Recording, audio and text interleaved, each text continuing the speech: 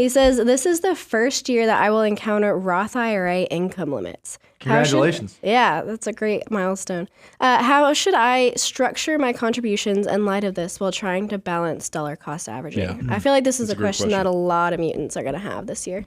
Well, I think a lot of folks get so excited. They love the idea of dollar cost averaging. And one of the first places that we start doing that is inside of a Roth IRA. Once we finally are able to max it out, say, okay, every month I want, what is it, $583? Is that the right? I think that's the number. Yeah. $583 a month to go in to max out the full $7,000. But then you get to where Josh is and you recognize, man, my income is right at that spot to where, man, I might not actually be eligible to put the full max into my Roth. Or if it goes so high, I might not be able to do Roth at all. So what do?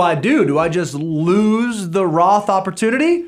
Well, not necessarily, because there is a bit of a loophole that might be available to you called a backdoor Roth contribution, where you can, instead of putting money directly into a Roth IRA, you can fund a traditional IRA with a non-deductible contribution, meaning you put the $7,000 in, you don't take a deduction, and then you can convert those dollars to Roth. Now, if you don't have any other IRA assets, no IRA rollovers, no SEP IRA, no simple IRA, none of that stuff going on, when you go to convert that $7,000 traditional IRA contribution that was after tax, it is a completely tax-free conversion. So it's a way to do a backdoor Roth contribution. But the question Josh is asking isn't so much about backdoor. He's saying, well, what about dollar cost average? Do I just stop saving? How would you recommend Josh approach that? I want to compliment Josh, though, for figuring this out in January, though, because it is a big oopsie if you just go with autopilot, you fund your Roth, and then you realize you made too much money, because it's somewhat of a bugaboo to unwind it.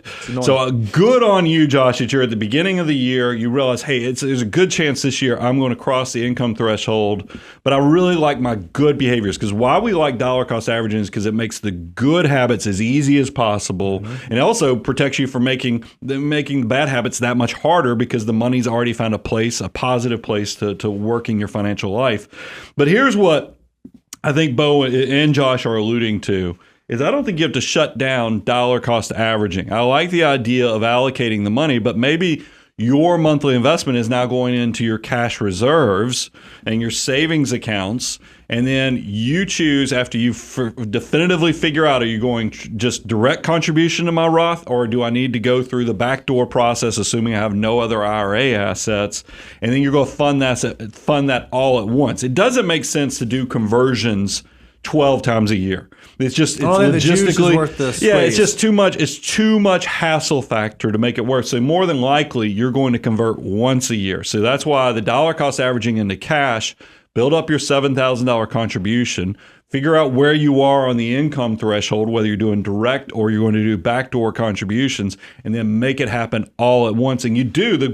Here's the great thing about Roth IRA contributions, or any IRA contributions, you have until April of the following year. So even though we are now in 2025, you actually have until April of this year to fund those 2024 contributions. So it's a pretty exciting thing. Let me ask you a question. I don't know how you're going to answer this, but let's say that someone has a fully funded emergency fund, right? And so let's say that your monthly expenses are $5,000. I'm making up a number, and so you have 6 months of that going on. So you got a $30,000 emergency fund.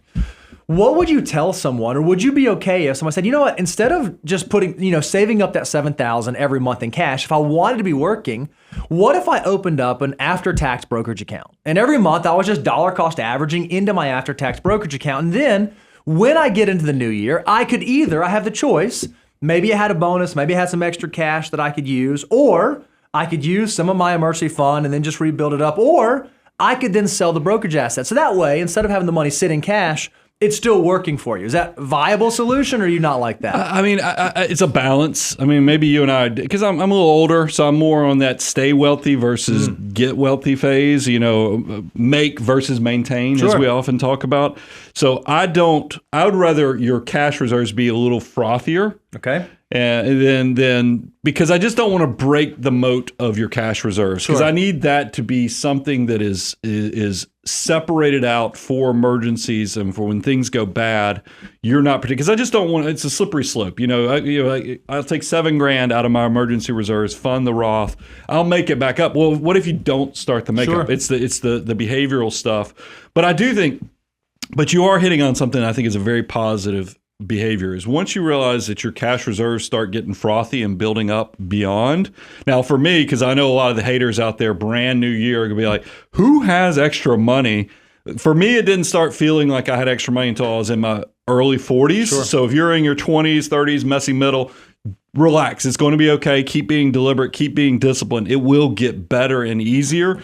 But for those that it does start to feel like your cash reserves is getting frothy and building up, I do like the thought of setting up an after-tax, because that's really kind of a step 7 of the hyperaccumulation phase of the financial order of operations. But then you're also incorporating doing the Roth conversions into that process as well. Love it.